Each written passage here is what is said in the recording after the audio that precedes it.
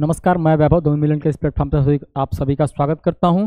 हम लोग जो है डायरेक्शन डिस्टेंस की पढ़ाई कर रहे थे। इससे पहले हम उसकी दो क्लासेस मतलब पहली क्लास में कुछ बेसिक कुछ प्रीवियस ईयर हमने किए थे। उसके बाद मैंने कुछ एग्जाम रिलेटेड क्वेश्चंस और उससे कुछ हाई लेवल के क्वेश्चन। देखिए डायरेक्शन डिस्टेंस में कुछ नहीं है, 4-5 चीज़ें जाननी जरूरी है। मैंने जो बताया था एक बार फिर से आप लोग को रिकॉल कराने की कोशिश करता हूँ। देखिए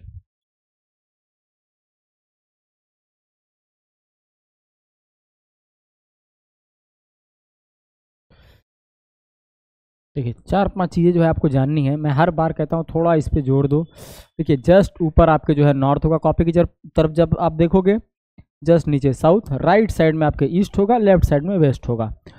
ऊपर नॉर्थ नीचे साउथ, इसमें तो गलती करनी ही नहीं है।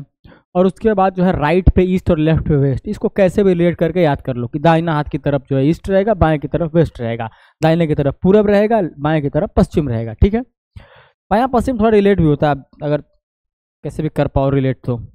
और ठीक है, इसके अलावा जो है इन चीज़ों के अलावा राइट लेफ्ट का थोड़ा ज्ञान रखिए। अगर कोई ऊपर की तरफ देख रहा है तो इसका राइट इधर होगा और लेफ्ट इधर होगा। ठीक, और नीचे की तरफ देख रहा है तो लेफ्ट इधर होगा और राइट इधर होगा। बस आप समझो जिधर भी वो करे ना, आप समझो आप देख रहे हो उधर, बस इसी चीज़ को दिमाग में अपने रखो।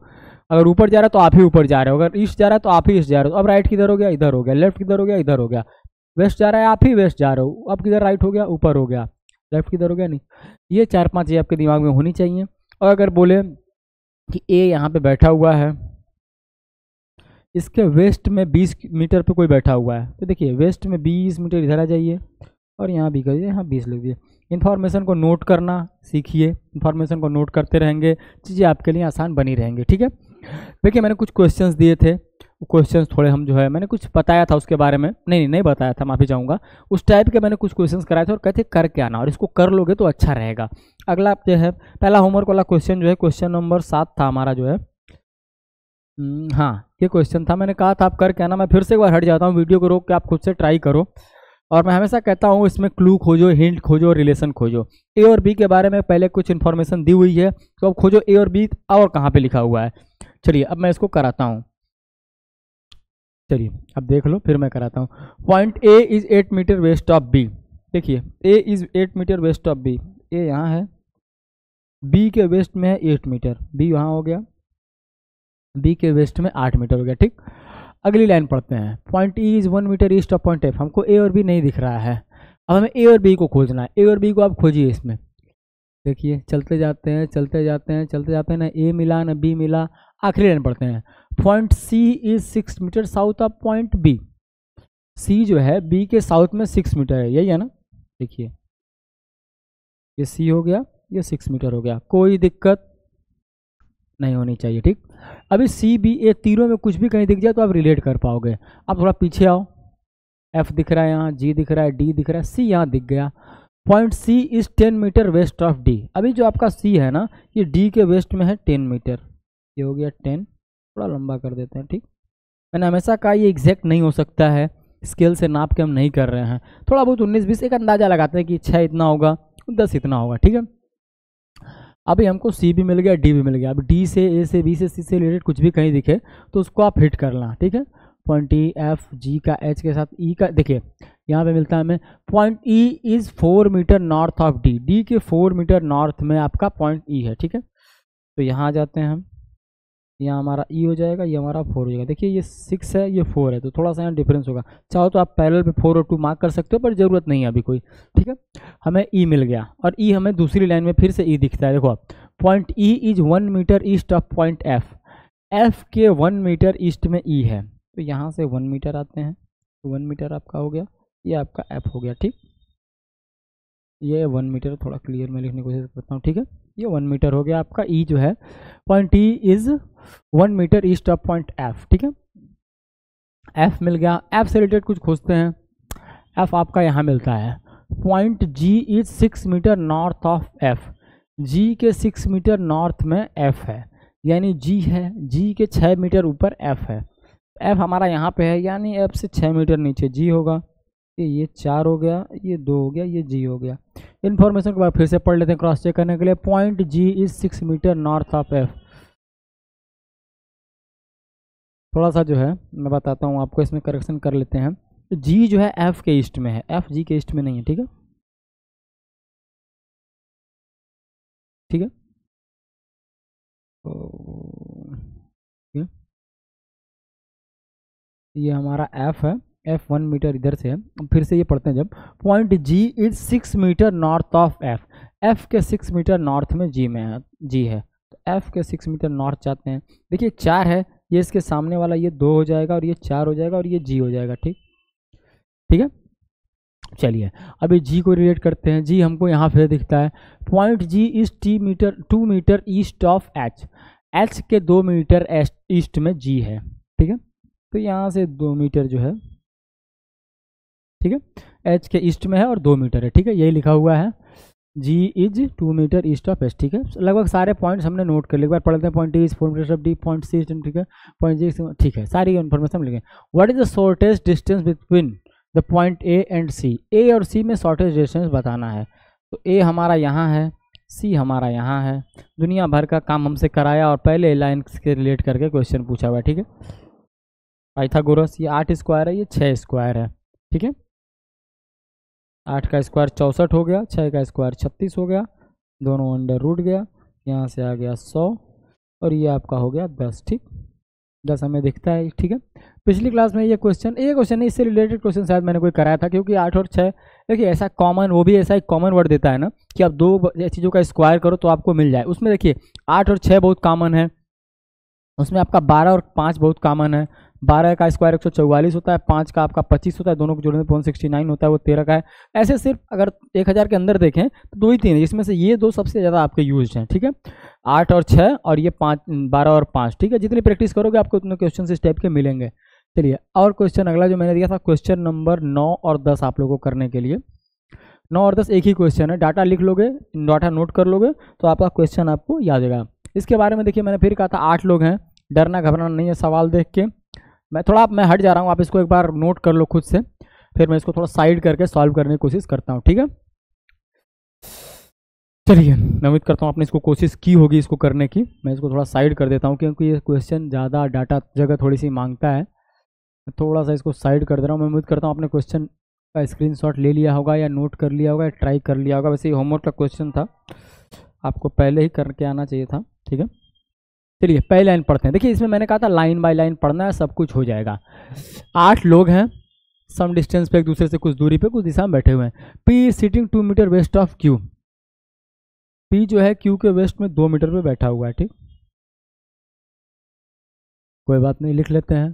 ठीक है, V sitting 9 metre east of W. मैं फिर कहूँगा पी और क्यू आपने लिखा है ना, तो आप पी और क्यू को खोजो क्वेश्चन में, पी और क्यू को खोजो। आपको क्यू यहाँ दिख गया। ठीक है, किसके बारे में दिया हुआ है, आर हु, कॉमा के बाद हु लिखा हुआ है, आर की बात हो रही है, तो यहाँ पे लिखिए R is sitting 3 metre north of Q. R जो है क्यू के 3 मीटर नॉर्थ में। ठीक, ये हमारा 3 मीटर हो गया, ये हमारा आर हो गया। ठीक, ठीक है, R is sitting 3 metre north of Q. S is sitting 5 metre east of R, S जो है आर के ईस्ट में 5 मीटर है। मैंने बिल्कुल कहा ना क्वेश्चन को लाइन बाय लाइन पढ़ना है, रिलेट करते जाना है और करते जाना है। एस 5 मीटर ईस्ट में है, आपको नॉर्थ साउथ ईस्ट ईस्ट का पता है, आपका ईस्ट इधर होता है, ये 5 मीटर हो गया और ये आपका एस हो गया। ठीक, S is sitting 5 metre east to R. ठीक है, तो हमें एस भी मिल गया, हमें जो है क्यू भी मिल गया, हमें पी और आर भी मिल गया। तो इनसे रिलेटेड कुछ खोजते हैं। पी और क्यू हमने पहले लिख लिया है और आपको जो है यहाँ पे दिखाई देता है आखिरी लाइन में जब हम आते हैं तो हमें लिखता है S is 3 metre north of T. S जो है टी के नॉर्थ में 3 मीटर है, ये हमारा टी हो गया, ये 3 हो गया। पैरेलल वाला कॉन्सेप्ट जो है, आप देखो ये 3 तो यहाँ से यहाँ की दूरी 5 हो गई। अगर क्वेश्चन में जरूरत पड़ी तो हम उसको यूज करेंगे। ठीक, टी इज 4 मीटर। ठीक है, अभी टी से रिलेटेड एक इन्फॉर्मेशन इसके जस्ट पहले दी हुई है, T is 4 metre east of U. T जो है ईस्ट में है, किसके ईस्ट में है, यू के ईस्ट में है, 4 मीटर है। ठीक है, T is 4 metre west of U, U के वेस्ट में है 4 मीटर। ठीक है, ये 4 मीटर हो गया, ये यू हो गया। ठीक है, जब भी कंफ्यूजन हो लाइन को 2 बार पढ़ लीजिए, क्योंकि ज़्यादा लेंदी इन्फॉर्मेशन में छोटी सी लाइन इधर से उधर होगी, क्वेश्चन गलत हो जाएगा आपका, उससे बचना है। ठीक है, ठीक है, अब हमारे पास यू है, यू से रिलेटेड कोई इन्फॉर्मेशन दिखती है हमें, हाँ जस्ट पहले दिखती है, V is sitting 8 metre north to U. V is sitting 8 metre north to U, V जो है नॉर्थ में है 8 मीटर यू के। ठीक है, देखिए तो ये यहाँ से यहाँ एक लाइन खींच लेते हैं, हमें पता है ये पैरेलल वाला कॉन्सेप्ट, ये 3 हो जाएगा, ये 5 हो जाएगा और ये v आपका यहाँ हो जाएगा। ठीक है, लाइन उतनी सीधी नहीं है, माफ़ी चाहूँगा, ठंड बहुत ज़्यादा है, हाथ थोड़ा सा हल्का काम कर रहा है। और उसके पहले हमें v मिल गया, तो दूसरी लाइन में हम पढ़ते हैं, हमें यहाँ दिखाई देता है v is sitting 9 metre east of w। w के ईस्ट में है 9 मीटर। देखिए ये 4 यहाँ है, 5 यहाँ है, ऐसे करो आप, ये आपका 9 मीटर है, ये आपका w है। अब समझो जैसे यहाँ से यहाँ 5 आपका हो गया और ये यहाँ से यहाँ पैरेलल वाला कॉन्सेप्ट चलेगा। ठीक है, मुझे लगता है लगभग सारी इन्फॉर्मेशन हमने लिख ली है। अब क्वेश्चन की तरफ बढ़ते हैं। ठीक है, what is the shortest distance between w and the person sitting west of s। s के वेस्ट में जो बैठा है और w के बीच में कितनी दूरी है। s के वेस्ट में सिर्फ एक ही आदमी बैठा है, r बैठा है और w यहाँ पे, और पैरेलल वाले कॉन्सेप्ट से हम देखें कि ये दूरी हमको पता करनी है। ठीक, तो इसके पैरेलल ये यहाँ पे v और इसकी v और ये जो भी पॉइंट था यहाँ क्या था, 1 मिनट, u का 3 मीटर किससे था भैया, u का 3 मीटर था आपके s के साथ था, मिनट, u का 8 मीटर। ठीक है, कोई यहाँ कोई नहीं बैठा है, पर फिर भी ये डिस्टेंस 5 मीटर ही है। ठीक है, यहाँ कोई नहीं बैठा है, फिर भी ये 5 मीटर है। शॉर्टेस्ट डिस्टेंस w, ठीक है, s के वेस्ट में आपके r है और w के बीच में डिस्टेंस, जो डिस्टेंस v और यहाँ इस पॉइंट के बीच में वही डिस्टेंस यहाँ पर भी होगा, यानी कि ये भी 5 मीटर होगा। आपका ऑप्शन में पहला ऑप्शन आपको दिखता है 5 मीटर, आप इसको टिक करना। और इसी इन्फॉर्मेशन के बेस पे अगला क्वेश्चन है, तो पहले हम लोग चल के क्वेश्चन पढ़ लेते हैं, फिर उसको करने की कोशिश करते हैं। क्वेश्चन दिया हुआ है, इन्फॉर्मेशन वही है, क्वेश्चन बस चेंज है। What is the direction of R with respect to V. V के सापेक्ष में आर की दिशा क्या है, वी के सापेक्ष में आर की दिशा क्या है। आपका वी यहाँ है, आर यहाँ है, एस से, ये देखिए कैसे आ रहा है, यूं आ रहा है, तो ये क्या है, ये आपका साउथ है, ये आपका वेस्ट है, तो ये क्या होगा, साउथ वेस्ट है। ठीक है, अब चल के देखते हैं हम वहाँ पे, what is the direction of R with south west हमारा आया था, साउथ वेस्ट हमारा आखिरी ऑप्शन, हम टिक करेंगे। देखिए जितने क्वेश्चंस आपने यहाँ पे किए हैं ना, बहुत पर्याप्त है डायरेक्शन और डिस्टेंस के लिए ना। हमने इसके सारे कॉन्सेप्ट समझे, सारे टर्म समझे, सारे टाइप समझे, इसमें कोई बहुत वैरायटी नहीं आती है, राइट लेफ्ट ही मोड़ना है उसको और 4 दिशा में ही चलाना है। तो इसमें ज़बरदस्ती के क्वेश्चन करने की कोई बहुत ज़रूरत नहीं है। जितने अभी हमने क्वेश्चन किए और जितने पिछले एग्जाम रिलेटेड जो 7-8 क्वेश्चन किए वो बहुत हैं, उनको आप कर लो अच्छे से, आपको इसमें कहीं नहीं फंसोगे। बस हाँ यही है, एग्जाम जब जाने से पहले एक बार जरूर पढ़ के जाना इन क्वेश्चंस को, ताकि दिमाग में ना राइट लेफ्ट में, देखो अगर गैप हो जाए ना तो मैं ही फंस जाऊंगा, राइट का लेफ्ट ईस्ट का वेस्ट करने लगूंगा। गैप नहीं होना चाहिए, जितना ताज़ा क्वेश्चन क्लियर होगा उतनी अच्छी मेमोरी होती है, तो जितना ताज़ा क्वेश्चन क्लियर होगा उतना अच्छा है आपके लिए। तो जब भी एग्जाम हॉल में जाना तो क्वेश्चन को ढेर बल्क में पढ़ना, वैसे हम कराएंगे, मैंने हमेशा मैं कहता रहता हूँ कि हम क्रैश कोर्स बिल्कुल आपके एग्जाम के 1 महीने पहले से शुरू कर देंगे, तो आपको कोई क्वेश्चन अननोन नहीं लगेगा वहाँ। ठीक है, तो ये क्वेश्चन हमने कर लिया। अभी देखिए मैंने कहा था ना, जब मैंने इंट्रोडक्शन दिया था, मैंने कहा था सबसे ज़्यादा नंबर का जो टॉपिक आता है ना आपका सीटिंग अरेंजमेंट आता है, अगर कभी आएगा तो, और वो आता है, उसके आने के चांसेस हमेशा बने रहते हैं। और जब आता है तो 2 टाइप का आता है, 2 टाइप का आता है, कैसा कैसा आता है आपको थोड़ा सा मैं उसके बारे में उसका विवरण देता हूँ। एक तो लीनियर आएगा और एक सर्कुलर आएगा, एक नॉर्थ और साउथ फेसिंग आएगा, एक होता है एक ही दिशा में जो है फेस किया हुआ। तो उसका मैं उसके बारे में थोड़ा इंट्रोडक्शन आज दूंगा आप लोगों को, और उसके कुछ क्वेश्चंस मैं अभी जो है क्या मतलब हाथ से ही लिखूंगा और आप लोगों को बोलूँगा करने के लिए, क्योंकि बिल्कुल बेसिक पहले आपको, मुझे बेसिक से आप फ्रेंडली हो जाओगे ना। लेकिन इन क्वेश्चन कोई ट्रिक नहीं है, इनकी प्रैक्टिस करनी पड़ती है और दबा के प्रैक्टिस करनी पड़ती है। जितनी प्रैक्टिस किए रहोगे उतना कॉन्सेप्ट आपका क्लियर रहेगा, उतना अच्छा आप कर पाओगे। कॉन्सेप्ट क्लियर होने से मतलब राइट लेफ्ट क्या है, सेकंड राइट क्या है, इंड क्या है, देखिए कुछ बारीकियां हैं उसमें जिनको मैं बता देता हूँ आपको। देखिए अब चलिए, अरेंजमेंट 2 टाइप का आता है, एक आपका लीनियर आता है, एक लाइन होगी। देखिए डायरेक्शन डिस्टेंस के बाद इसको कराने का मतलब इसलिए ना क्योंकि इसमें राइट लेफ्ट और नॉर्थ साउथ का यूज यहाँ होता है लीनियर वाले में, और आपके सर्कुलर में राइट लेफ्ट का यूज ज़्यादा होता है, उसमें डायरेक्शन का उतना गेम नहीं है। राइट लेफ्ट को आप समझना, राइट लेफ्ट, ऊपर देख रहा है तो नॉर्थ, नीचे देख रहा है तो आपका साउथ, ठीक है, इधर देख रहा है तो इधर देख रहा है तो वेस्ट। इन 4 चीज़ों को आप समझ लो। अब समझो एक लीनियर अरेंजमेंट दिया हुआ है और एक सर्कुलर है, ये 2 टाइप के क्वेश्चन आते हैं। पहले हम लीनियर को समझते हैं, सर्कुलर हम बाद में जो है देखेंगे। मान के चलिए मैं कह रहा हूँ इसमें जो है एक लीनियर अरेंजमेंट है, इसमें 1 2 3 4 5 6 7 लोग बैठे हुए हैं, ठीक है, सब नॉर्थ फेसिंग है। अब इसमें क्या क्या आप लोग को जानना जरूरी है, आप समझो। अब ये डायग्राम बना के मैं इसलिए बता रहा हूँ ना क्योंकि मैं हवा में बोलूँगा सेकंड राइट सेकंड लेफ्ट ये वो नहीं, अभी यहाँ करेंगे। अरे ये 7 लोग हैं ना, 1 मिनट, चलिए ठीक है। अभी देखिए इसमें आप समझो ना कि ये नॉर्थ फेसिंग है, तो इनमें दो एस्पेक्ट हैं, राइट और लेफ्ट, इसको जानना बहुत ज़रूरी है। Second right second left, third right third left, ये क्या होता है ये आप समझो थोड़ा, ठीक है। ये दो चीज़ें जानो। इसके अलावा ओनली नेबर क्या होता है, इंड क्या होता है, ठीक, ये 3-4 चीज़ें हैं। और मान के चलिए लोग बैठे, इनका कुछ भी नाम देते हैं, PQRSTU एंड V। अभी देखो ये इंफॉर्मेशन दे दे SPRQVT, ठीक है, 7 लोग बैठे हुए हैं। अब इसमें पूछा जाए ना क्वेश्चन कैसा बनेगा कि राइट इंड पे कौन बैठा हुआ है, तो कॉपी में देखो तो आपका राइट इंड ये होगा, ठीक, यही राइट इंड है। तो राइट इंड पे कौन बैठा है, तो T बैठा हुआ है। ठीक, इसका उल्टा क्वेश्चन है, लेफ्ट इंड पे कौन बैठा हुआ है, आपके लेफ्ट इंड पे S बैठा हुआ है। ठीक, इन्फॉर्मेशन क्वेश्चन की कैसे देता है, अगर बोल दिया जाए जो है, अगर इंड वाले की बात किया जाए तो इंड वालों में एक और चीज़ आपको ध्यान देना है कि इंड वालों का सिर्फ एक एक नेबर ही होता है। जैसे यहाँ U है ना, तो U का 2 नेबर, देखो V का है Q है, Q का भी देखा जाए तो U भी नेबर है, R का भी देखा जाए तो Q भी है, P भी है, P का देखा जाए तो S और R है। पर T और S की बात की जाए तो P और V, अगर क्वेश्चन में दिया रहे कि T का सिर्फ एक पड़ोसी है, इस लाइन में हिंट ये मिलता है ना कि ये कहीं ना कहीं राइट या लेफ्ट इंड पे बैठा हुआ है। ठीक, अगर T के बारे में बोले और बोले T have the only neighbour V, तो हमारे लिए थोड़ा आसान हो जाएगा। हमारे मतलब T है कहीं इंड पे बैठा हुआ है, या तो V इसके इधर या इधर है। अगली लाइन में दे दे अगर T के सेकंड राइट पे P बैठा हुआ है, अब T के सेकंड राइट पे P क्या होगा, ये T है, इससे एक छोड़ के P बैठा हुआ है। ये देखो नॉर्थ फेसिंग में ये सेकंड राइट है इसका, यही अगर साउथ फेसिंग होता तो सेकंड राइट ये हो जाता। ठीक, अभी सिर्फ नॉर्थ फेसिंग आप समझो, एक पे कॉन्सेप्चुअल क्लैरिटी रहेगी, दूसरे को आप अपने आप कर पाओगे। ठीक, T के सेकंड राइट बैठा हुआ है, कौन बैठा हुआ है, P बैठा हुआ है, तो आप समझ जाओगे कि T जहां भी है ना लेफ्ट एंड पे है, क्योंकि अगर T राइट एंड पे पहले से ही होता तो फिर भैया उसके सेकंड राइट कैसे कोई आता। T राइट एंड पे अगर T यहाँ पे बैठा हुआ है तो उसके सेकंड राइट कोई हो सकता है, क्योंकि ये तो ऑलरेडी राइट एंड पे है। और हमको ये पता है कि T एंड पे तो था, पर किस एंड पे था ये नहीं पता, और बोल दिया कि उसके राइट में कोई बैठा हुआ है सेकंड राइट में, यानी वो जब भी है लेफ्ट एंड पे है। क्या ये बात आप समझ पा रहे हो, नहीं समझ पा रहे हो तो मैं फिर बताता हूँ। जैसे ये 4 लोग बैठे हुए हैं, T यहाँ पे बैठा है, तो बोल दे T के सेकंड राइट कोई, तो क्या ये पॉसिबल है, नहीं है। इसका मतलब T कहाँ पे है, यहाँ पे है। T के सेकंड राइट जो बैठेगा यहाँ बैठेगा, और सेकंड और थर्ड राइट को आप ऐसे समझो, T है सेकंड राइट बोलेगा एक का गैप यहाँ बैठेगा, अगर T के सेकंड राइट हो, अगर बोलेगा T के थर्ड राइट हो है तो 2 के गैप पे हो है। ठीक है, फोर्थ राइट बोल देगा 1 2 3 के गैप पे हो। ठीक, और लेफ्ट के साथ भी ऐसा है, जैसे T के सेकंड लेफ्ट हो, ठीक है, यहाँ आ जाएगा। अगर बोल दो थर्ड लेफ्ट हो तो छोड़ के यहाँ आ जाएगा।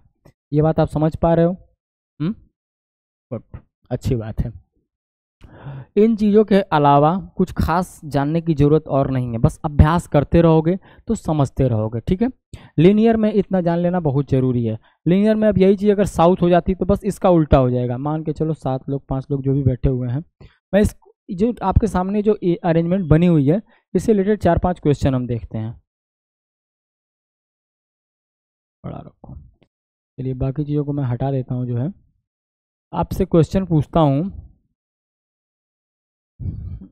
Q के सेकंड राइट कौन बैठा हुआ है। आप इस अरेंजमेंट को देखो और अपनी कॉपी में लिखने का कोशिश करो। अगर आपसे बोले जो है Q के सेकंड राइट कौन बैठा हुआ है, Q के सेकंड राइट नॉर्थ फेसिंग है, V हो जाएगा।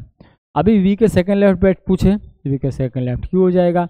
S है, S के सेकंड राइट पूछे कौन बैठा हुआ है, R हो जाएगा। अच्छा, बोल दिया जाए कि S का जो है, S का इमीडिएट नेबर कौन है, तो P है। पर ये क्वेश्चन P के लिए अगर पूछ दे इमीडिएट नेबर तो आपके लिए 2 ऑप्शन मिल जाएंगे, S और R। ठीक, यही कुछ चीज़ें। अब हम थोड़ा सर्कुलर को देखते हैं। सर्कुलर अरेंजमेंट 2 टाइप का होता है। ठीक है, 2 टाइप का होगा, तो कैसा कैसा होगा समझो। एक सर्कुलर है इनसाइड फेसिंग, यानी circular facing, facing to centre भी इसको बोलते हैं। ठीक है, ठीक है, और एक आउटसाइड फेसिंग है। यहाँ भी कॉन्सेप्ट वही नॉर्थ साउथ वाला आप लगाओगे ना तो आराम से कर लोगे। अब इसमें देखिए 2-4-5 चीज़ें आपको जान लेनी बड़ी ज़रूरी है। ठीक है, 2-4-5 चीज़ें क्या हैं। अगर इनसाइड फेसिंग है तो राइट किधर होगा, आउटसाइड फेसिंग है तो राइट किधर होगा। इनसाइड फेसिंग ये है, मान लो ए बैठा है, या फिर मान के चलो ए हमने यहाँ बिठा दिया। ठीक, ठीक है, और बोला ए का सेकंड राइट कोई बैठा हुआ है सेकंड राइट में, तो यहाँ हो जाएगा। ए का सेकंड लेफ्ट सी बैठा हुआ है। ठीक है, एक अब बोल जाए ए के सामने कोई बैठा हुआ है, बोला जाए D is sitting opposite to A. Opposite अगर बोलेगा तो यहाँ भी बैठ, अगर ए है तो यहाँ डी हो जाएगा, और इसमें भी अपोजिट बोलेगा तो डी यहीं आएगा। यहाँ अपोजिट यानी कि सम्मुख अगर बोल दे तो इसमें भी अगर नॉर्थ साउथ फेसिंग भी है, या जो है मतलब सॉरी इनसाइड फेसिंग है आउट फेसिंग, दोनों में ही अगर अपोजिट बोल दे या फिर सम्मुख बोल दे तो आमने सामने होगा। अगर बोला जाए facing, A is facing D, तो वो सिर्फ इसमें पॉसिबल है, इसमें ए इज फेसिंग डी नहीं पॉसिबल है। मतलब बोला जाए ए डी की तरफ देखता है तो इन साइड में तो ठीक है, ए डी की तरफ देखता है, लेकिन यहाँ अगर ऐसा बोल दे तो ये पॉसिबल नहीं है। अगर बोला जाए दोनों एक दूसरे के सम्मुख बैठे हैं तो बिल्कुल ये यहाँ भी चलेगा और ये यहाँ भी चलेगा, लेकिन फेसिंग वाले में थोड़ा काम खराब हो जाता है, क्योंकि जो इन साइड फेसिंग है वही सिर्फ एक दूसरे को देखते हैं। अपोजिट में भी यही चीज़ चलेगा। अगर बोला जाए बी जो है ए के सेकेंड राइट बैठा है और B is sitting opposite to C, A के सेकेंड राइट बी और B sitting opposite to C, यानी ये इसके अपोजिट तो है। और इसमें अगर बोल दिया जाए कि ये ए के सेकेंड राइट बी बैठा है, यहाँ देखिए इनसाइड फेसिंग का यही है, आउटसाइड फेसिंग में बी है। अभी बोला जाए कि बी सिटिंग अपोजिट टू सी, तो सी यहाँ आ जाएगा। ठीक है, इन दो चार चीज़ों को आप समझ लोगे तो सवाल को कर पाओगे। इसके अलावा क्लॉकवाइज और एंटी क्लॉकवाइज काउंटिंग में देखिए, क्लॉकवाइज यानी ये, एंटी क्लॉकवाइज यानी कि ये। ठीक, अगर बोला जाएगा कि सी से एंटी क्लॉक चलते हुए चौथे स्थान पे कौन है, तो सी से एंटी क्लॉकवाइज चलेंगे, यानी इधर को चलेंगे। एंटी क्लॉकवाइज चले हम, पहला ये मिला, दूसरा ये मिला, तीसरा ये मिला, चौथा ये मिला। ठीक है, अगर बोला जाए बी के इमीडिएट नेबर्स तो ये यहाँ बैठ जाएगा, ये यहाँ बैठ जाएगा। इसके अलावा अगर बोल दे कि अभी इसमें मान ले ए बी सी डी हमने बिठा लिया है, ए बैठ गया, बी सी डी ई बैठ गया है, 4 लोग और बैठने वाले हैं, E F G and H. अब इनके बारे में इंफॉर्मेशन ये दे दिया जाए कि H is not an immediate neighbour of A and B, तो H जो है A और B का इमीडिएट नेबर नहीं है, यानी H यहाँ भी नहीं हो सकता, H आपका यहाँ भी नहीं हो सकता, आपका H यहाँ भी नहीं हो सकता, तो H कहाँ हो सकता है, सिर्फ यहाँ हो सकता है। तो निगेटिव इन्फॉर्मेशन को भी कुछ यूज करना आप सीखोगे, क्वेश्चंस के साथ ज़्यादा सीखोगे, पर अभी थोड़ा थोड़ा उसके कॉन्सेप्ट को समझते चलो। देखो, अगर इसका इमीडिएट नेबर नहीं है तो यहाँ भी नहीं होगा, यहाँ भी नहीं होगा, यहाँ भी नहीं होगा। ठीक है, अभी H कहाँ होगा, S सिर्फ यहाँ होगा। ठीक है,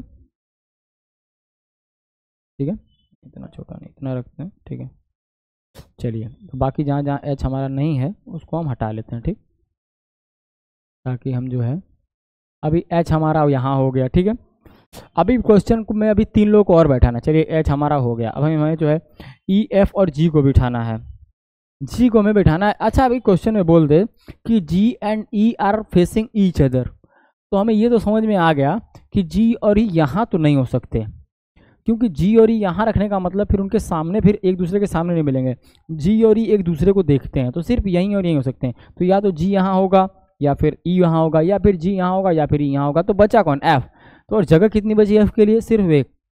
निगेटिव इन्फॉर्मेशन को यूज करना सीखो, एलिमिनेशन को यूज करना सीखो। एलिमिनेशन का मतलब, अब हमें 2 जगह तो पता चल गई, E और इसके लिए है, E और G के लिए, तो F के लिए सिर्फ एक ही जगह बची है। अब E और G में हमको नहीं पता कि कहाँ होगा, तो हम ऐसे लिख लेंगे, देखिए E and G, E and G।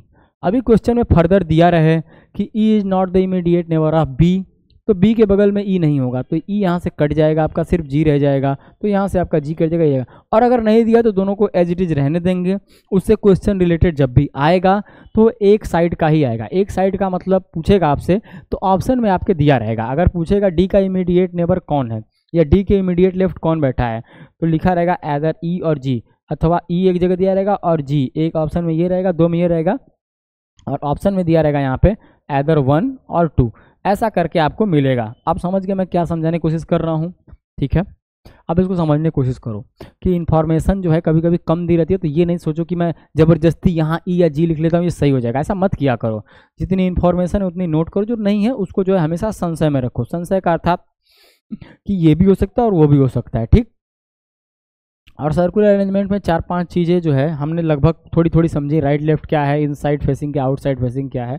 अब मैं आपको कुछ इन्फॉर्मेशन देता हूँ और आप एक क्वेश्चन बनाओ। पहले लीनियर का बनाते हैं। ठीक है, एक लाइन है, इसमें 5 लोग बैठे हैं। मैं खुद ये क्वेश्चन अभी डिजाइन कर रहा हूँ आप लोगों के लिए। 5 लोग बैठे हुए हैं। ठीक,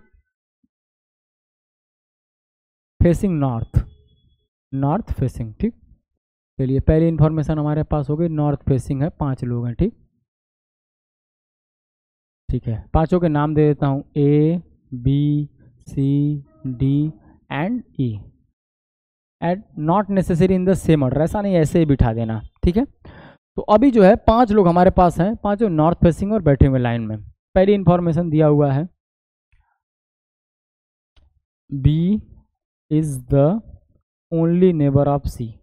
B is the only neighbour of C, ठीक है।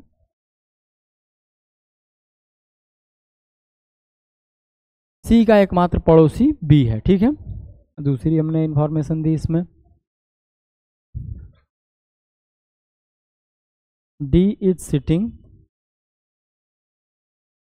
Second left of C, second to left of C, ठीक है।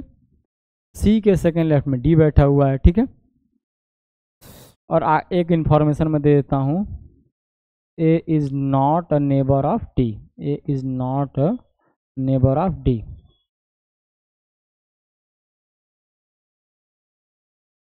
ए जो है डी का पड़ोसी नहीं है। इस प्रश्न को आप सॉल्व करो। इस क्वेश्चन को अगर आपकी कॉन्सेप्चुअल क्लैरिटी है, लाइन बाय लाइन अप्रोच से आप करते हो, तो आपको 30 से 40 सेकंड से ज़्यादा नहीं लगना चाहिए। 50 सेकंड लग जाएगा, बहुत लगेगा।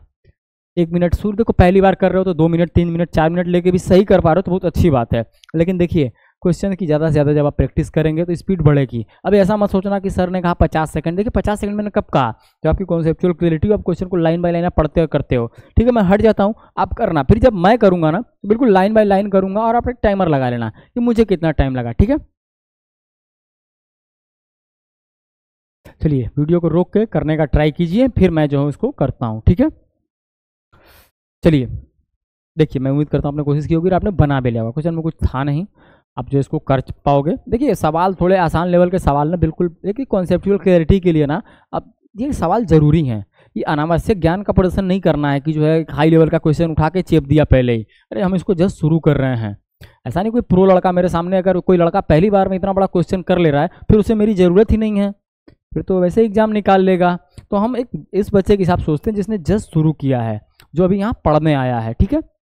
तो ये सवाल को हम करने का प्रयास करते हैं। ये क्या है, चलिए ठीक है।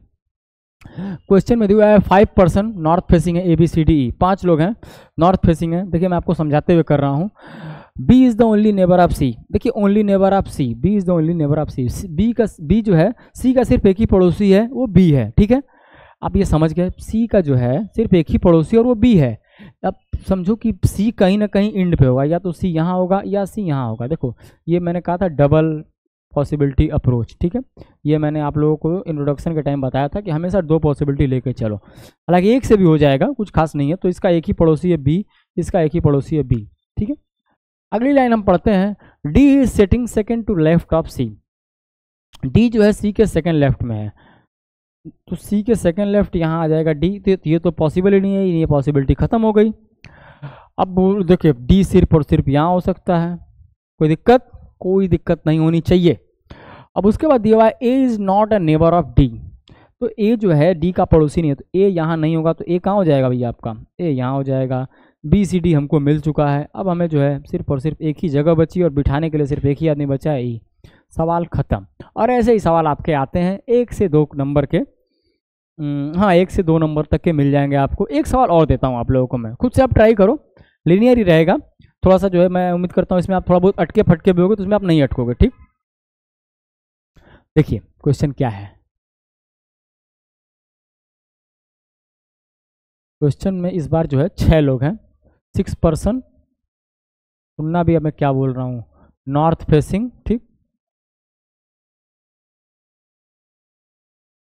6 पर्सन नॉर्थ फेसिंग, ठीक है। इंफॉर्मेशन दे A B C D E and F, ठीक। ठीक है, ये कॉमा दे देता हूँ बीच में, नहीं आप जो है गुड़ गोबर कर दोगे सब, यहाँ कॉमा नहीं रहेगा, इसको भूल जाओ। चलिए अभी बोल दिया जाता है C and D are immediate neighbours. C and D are immediate neighbours. Immediate neighbours का मतलब दोनों कहीं भी साथ बैठे हुए हैं। C and D are immediate neighbours, ठीक। चलिए दूसरा लाइन मैं इसमें देता हूँ। इस क्वेश्चन के लिए मैं आपको 2 से 2.5 मिनट दूंगा। देखिए ठंडी इतनी बढ़ गई है, यहीं चाय मिल जा रहा है। चलिए मैं ये क्वेश्चन नोट करा के मैं चाय पी लूँगा, तब तक आप सवाल कर लेना, ठीक है। C and D are immediate neighbours, ठीक है। चलिए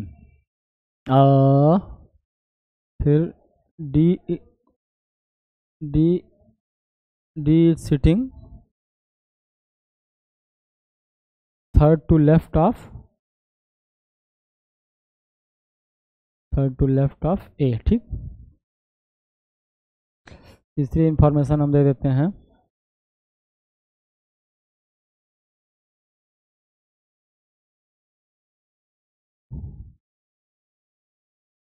F is sitting on an end। F जो है किसी भी राइट या लेफ्ट इंड पे बैठा हुआ है। एन एंड इसको अलग अलग कर लेना आप। ठीक है, F जो है किसी इंड पे बैठा हुआ है, लिखा हुआ F is not a neighbour of A. ठीक है, F जो है ए का पड़ोसी नहीं है। ठीक है, इसके अलावा E के बारे में हम लिखते हैं, E and F are immediate neighbours. Immediate neighbours मतलब एक दूसरे के तुरंत पड़ोसी हैं। ठीक है, इसको आप करो। ठीक है, क्वेश्चन करने के लिए आपके पास 2 मिनट है, आप करो इसको। ठीक है, चलिए कोशिश आप लोगों ने कर ली होगी। 2 मिनट का टाइम एक ठीक ठाक टाइम होता है जो है इस क्वेश्चन को करने के लिए। मैंने बोला था बीच में थोड़ी चाय आ गई थी तो मैं चाय भी मैंने ख़त्म कर ली। चलिए इस क्वेश्चन को हम करते हैं। हमेशा line by line approach, follow the basics. चलिए कितने लोग हैं? 6 लोग हैं, नॉर्थ फेसिंग है। C and D are immediate neighbours. तो सी और डी कैसे हो सकता है? या तो सी डी ऐसे होगा या ऐसे होगा। ठीक, एक इन्फॉर्मेशन आपने गोले में डाल दी। D is sitting third to left of A.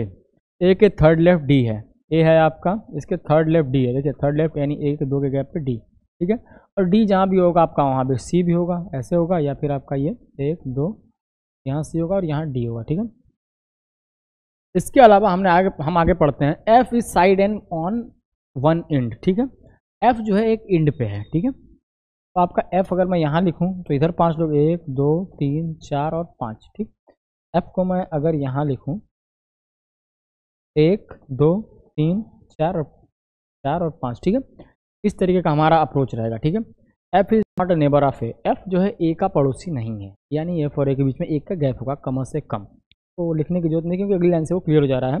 E and F R immediate neighbour. तो चलिए हमारा ई यहाँ हो जाएगा, एक में हमारा ई यहाँ हो जाएगा। ठीक, ठीक है, अभी जब इस चीज़ को आप समझ गए ना, तो आप यहाँ पे एक चीज़ समझो कि ये जो चीज़ें हैं ना, ये 4 स्पेस इसको चाहिए। तो यहाँ पे 4 स्पेस है और यहाँ पे 5 स्पेस है। ठीक है, तो अभी यहाँ पे हम देखते हैं, अगर मैं एक ए के बारे में लिखा होगा A sitting on an one end, नहीं लिखा हुआ है। चलिए कोई नहीं, फिर भी देखिए जो ऐसा लिखना था मुझे, कोई बात नहीं, फिर भी मैं देखता हूँ अगर ये बन जाती है मेरी पॉसिबिलिटी।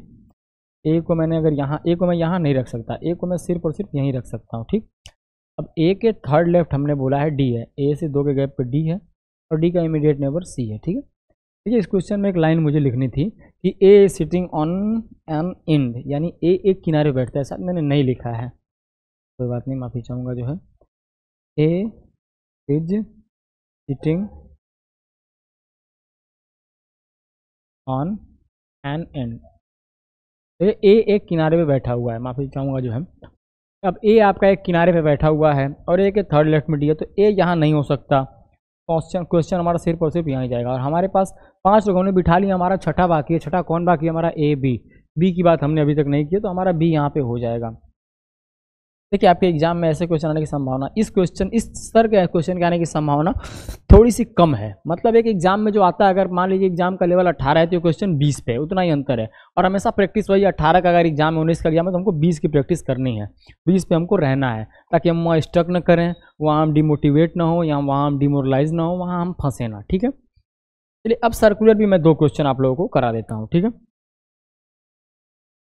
चलिए सर्कुलर है, 6 लोगों का है, दोनों क्वेश्चन कराते हैं। कल मैं प्रीवियस ईयर कुछ क्वेश्चंस आप लोगों को कराऊंगा और उसके बाद कुछ एडवांस लेवल के क्वेश्चन। देखिए ये टॉपिक थोड़ा लंबा चल सकता है, हो सकता है 3 क्लास 4 क्लास तक भी चला जाए, ये वैसा टॉपिक है।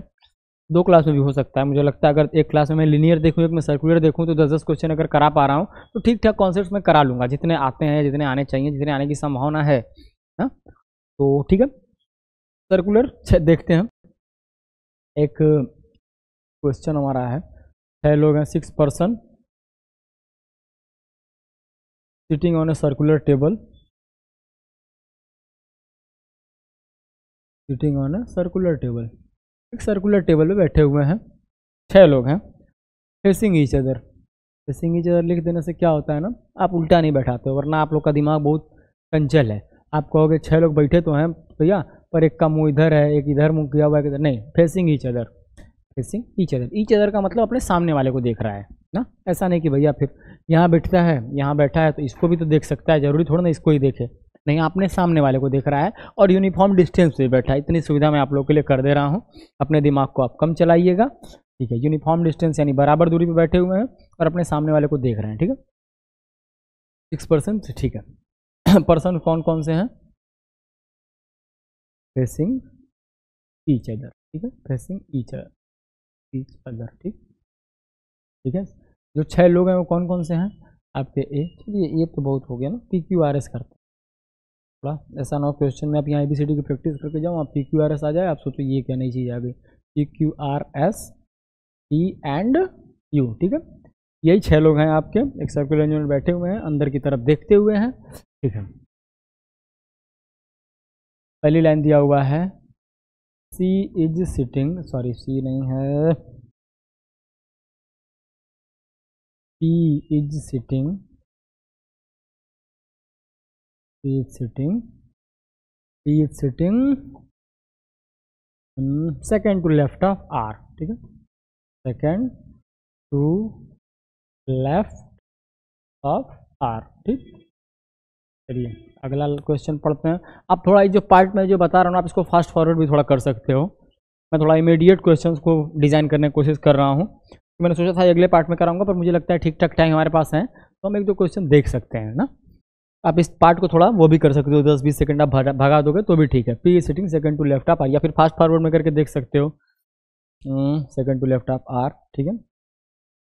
R is sitting, R is sitting opposite to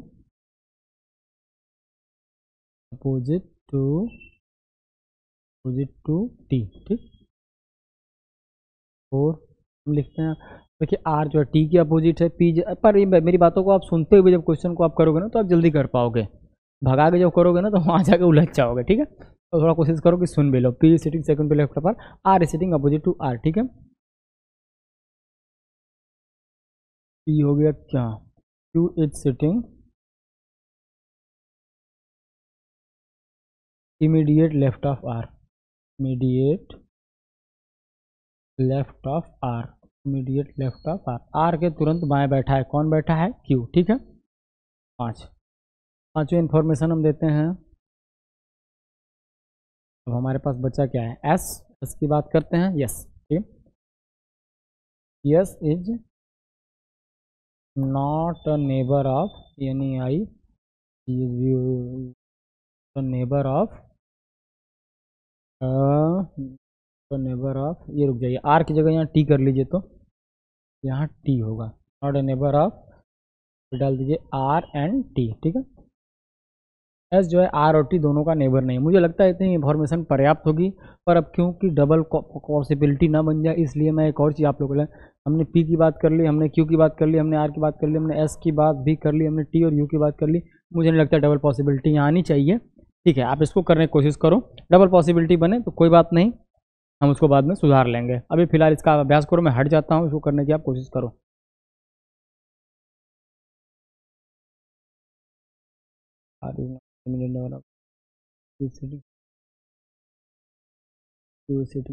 left of T, S is not a neighbour of R and T, ठीक है।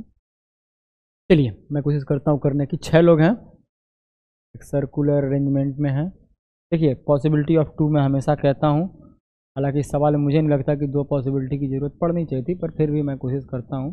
2 पॉसिबिलिटी हैं, लेके चलते हैं। देखिए 6 लोग हो गए, 6 के 6 अंदर देख रहे हैं, अंदर देख रहे हैं यानी यूँ देख रहे हैं। आपकी सुविधा के लिए मैं तीर बना देता हूँ ताकि आप थोड़ा इसको समझ पाओ। आपने खुद से कोशिश की होगी तो बहुत अच्छी बात है। फंसे हो गए आप, उसमें दिक्कत होगी तो आप बेहतर समझोगे, और आप सीधे ही सॉल्यूशन देखने चले आए तो आपको कम समझ में आएगा। इसीलिए अपने से प्रयास एक दो बार करनी चाहिए। P sitting second to left of R, हम आर को कहीं भी लिख लेते हैं, आर है, इसके सेकंड लेफ्ट में पी है, ठीक, ये आपका आर है, इसके सेकंड लेफ्ट में पी है, ठीक है। कहीं भी आर को रख के शुरू कर सकते हो, जरूरी नहीं, अगर ऊपर से आप कंफर्टेबल हो तो आप ऊपर रख लो, ठीक है। R sits opposite to T, R जो है टी के अपोजिट बैठा हुआ है, देखो अपोजिट मैंने कहा था, बिल्कुल जस्ट अपोजिट, ठीक है, ठीक है। Q is sitting immediate left of T, Q is sitting immediate left of T, Q आपका यहाँ आ जाएगा, इसमें क्यू आपका यहाँ आ जाएगा, कोई दिक्कत, कोई दिक्कत नहीं है, ठीक है। Immediate left of T, S is not the immediate neighbour of R and T, ये क्वेश्चन में थोड़ी सी गलती हो गई, लिखना था मुझे S is not the immediate neighbour of P, ठीक है। क्वेश्चन में थोड़ा सुधार कर देता हूँ, मैं कह रहा हूँ थोड़ी सी इमीडिएट क्वेश्चन ड्रॉ करने में ना और क्रॉस चेक ना करने में गलती कभी कभी हो जाती है। तो S is not the immediate neighbour of P होगा, यहाँ माफ़ी चाहूँगा मैं, ठीक है। एस जो है पी का नेबर नहीं हो, तो एस यहाँ नहीं होगा तो एस आपका यहाँ हो जाएगा। उसके बाद क्या बचा, P Q R S T, P हो गया, क्यू हो गया, आर हो गया, एस हो गया, पी हो गया, क्यू हो गया, आर हो गया, एस हो गया, टी। अब बचा क्या हमारे पास, यू बचा, यू हमारा यहाँ हो जाएगा, ये हमारा आंसर सही हो जाएगा, ठीक।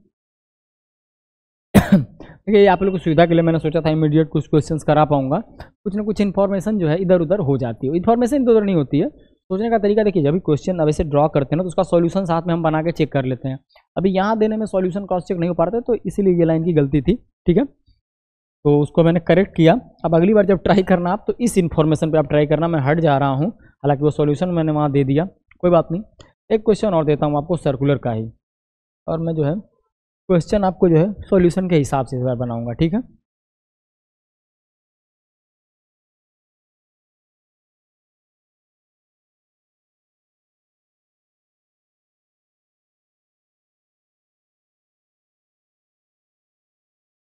ठीक है, सर्कुलर है, सर्कुलर सीटिंग अरेंजमेंट है, सर्कुलर है आपका, 6 पर्सन है, फेसिंग इनसाइड, ठीक है। पर्सन आपके हो जाएंगे T J T Q R and, ठीक है। पहले इन्फॉर्मेशन है, ठीक है, उसको मत देखना, मैंने अपने समझने के लिए सिर्फ लिखा हुआ है, आप लोग उसको देखोगे तो गलती कर लोगे, ठीक है। R sits opposite to, R sits opposite to J, ठीक है। दूसरी जो है आपका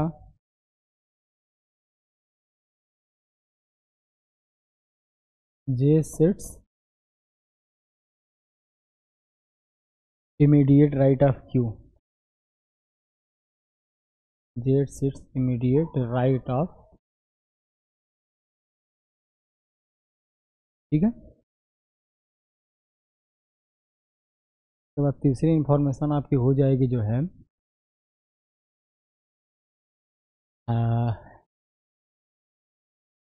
टी की बात मैंने नहीं की ना, ठीक है।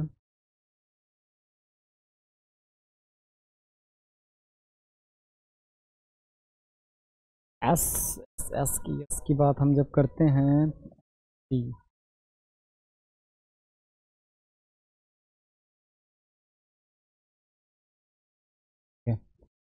ठीक है। हम मैं लिखता हूँ जो है P and T R immediate neighbours, P and T R immediate neighbours, ठीक है।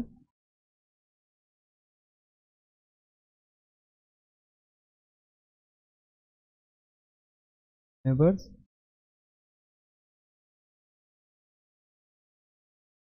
क्यू, अगली information, Q is a neighbour of, Q is a, Q is a neighbour of S, ठीक है। इसको आप करो अब, ठीक है, मैं हट जाता हूँ, इसको आप ट्राई करो। ठीक है,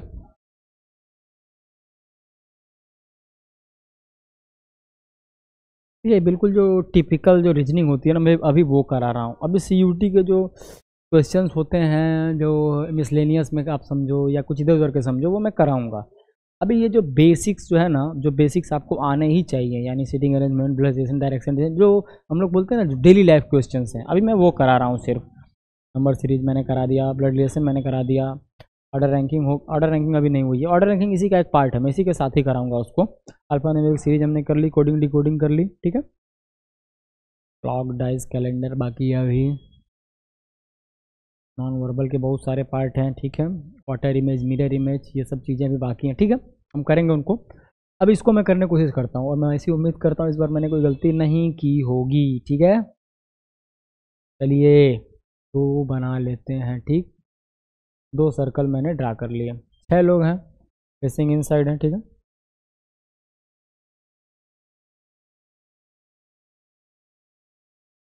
ठीक है,